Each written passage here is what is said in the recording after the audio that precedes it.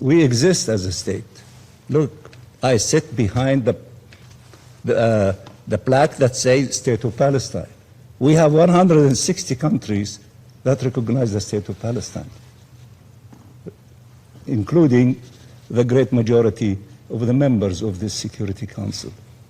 The reality is that one state is illegally occupying the land of the other state. So therefore, we need the international community, the Security Council, to help the State of Palestine that lives under ruthless occupation, illegal occupation, using the words of the International Court of Justice, to help us to end this illegal occupation, as the International Court of Justice said, as rapidly as possible.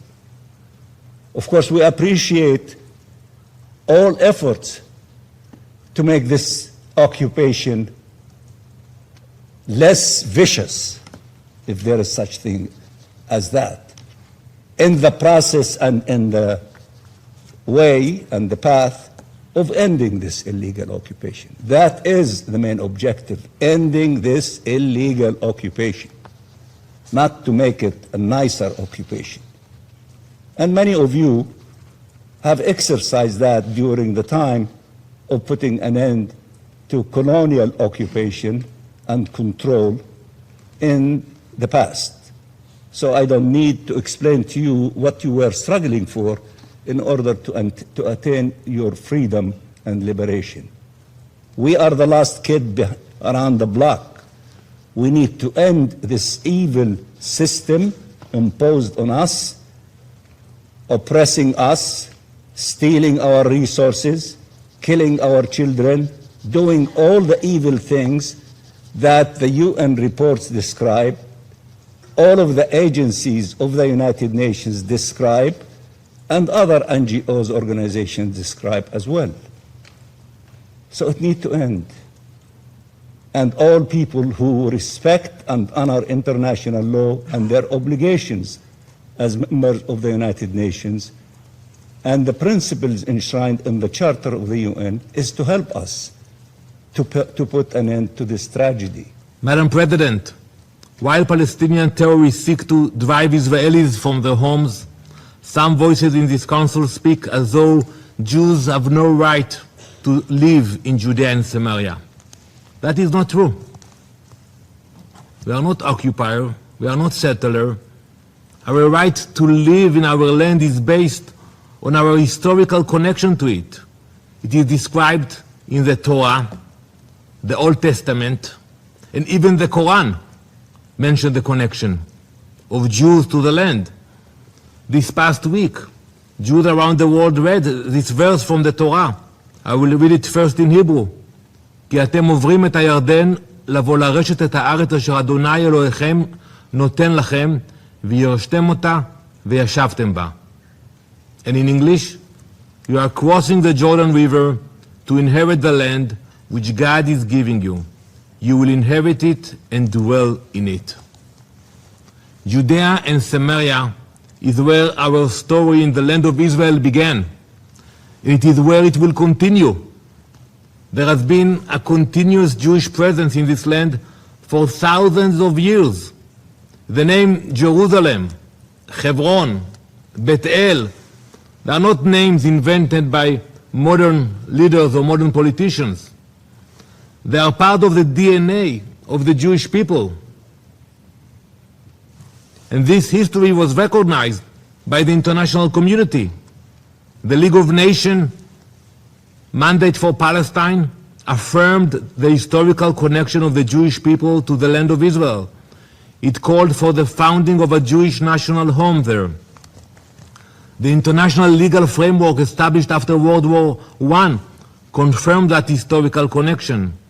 That framework included Judea and Samaria. Our history is not a political slogan. It is part of our historical and international record. Madam President, I could lecture for hours about our biblical rights, our historical rights, our legal rights to Judea and Samaria. But if we want to be practical today, and if this Council is serious about bringing security and stability to the region, it must understand a simple truth. We are not going anywhere.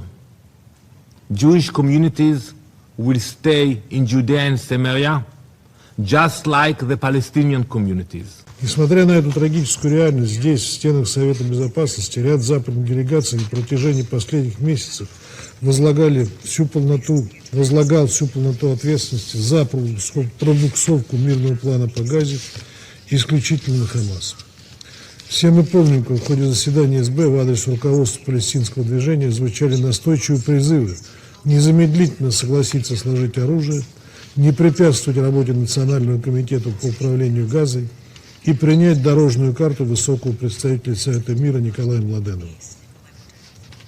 Хотелось бы надеяться, что такое же единство и решительность наши западные коллеги проявят и в отношении другой стороны конфликта с учетом публичного отказа Западного Иерусалима от дорожной карты и согласия Хамас на сделку.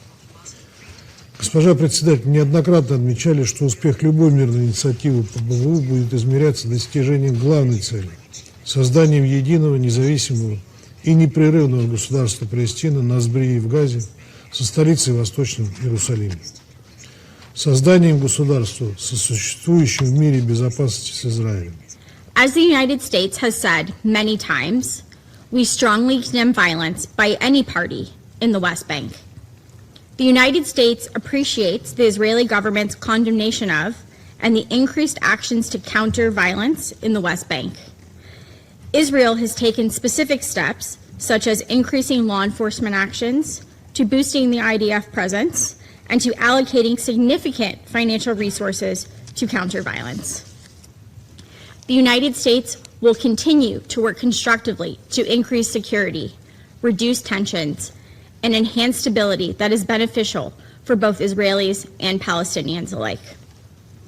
President Trump's 20-point plan to end the Gaza conflict makes clear that the PA must verifiably complete a slate That's all for today's video. Leave a like, comment, and share with your friends.